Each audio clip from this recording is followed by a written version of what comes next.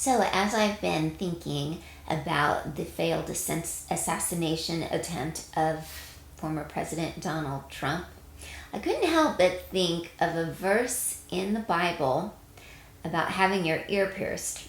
Of course, as it turned out, Donald Trump's right ear was hit by the bullet, and certainly by God's divine protection, divine intervention, Donald Trump was saved.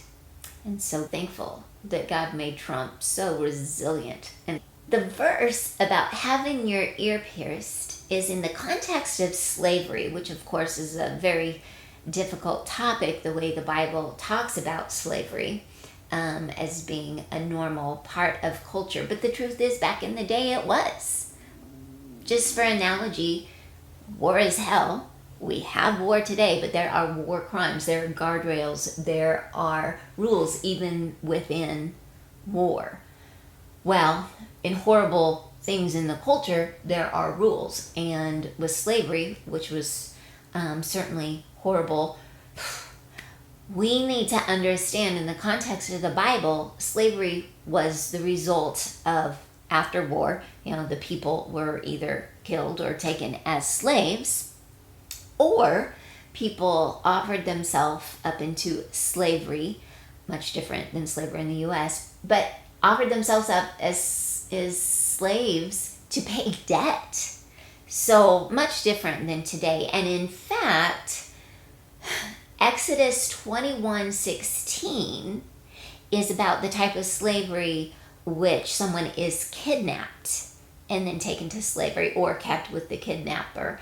And that was punishable by death. So go ahead on your own, look up in your version, Exodus 21:16. Whoever kidnaps a person, whether he sold him into slavery or the victim is still in his possession, that person is certainly to be put to death. So the kind of slavery we had in America, separate that from what you read in the Bible, because the kind we had in America, by biblical terms, that was punishable by death. So now to the ear piercing. The ear piercing is spoken about in the Bible in Deuteronomy 15:17, where it's talking about slavery, and every 7th year, slaves were to be set free. And they were to be given gifts as they were set free. But the person in the slave position did have the opportunity to stay if they wanted to and remain a slave for life. And that was their decision. It wasn't the decision of the slaveholder, which had to let them go no matter what, they're dead every 7 years.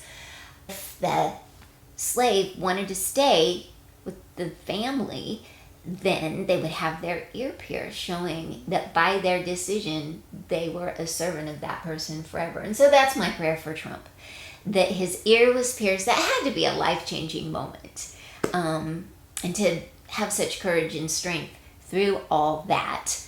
My prayer is that he does it in the Lord's strength. The Lord made him tenacious and such a fighter, that may he do all that's needed in the Lord's strength and not his own.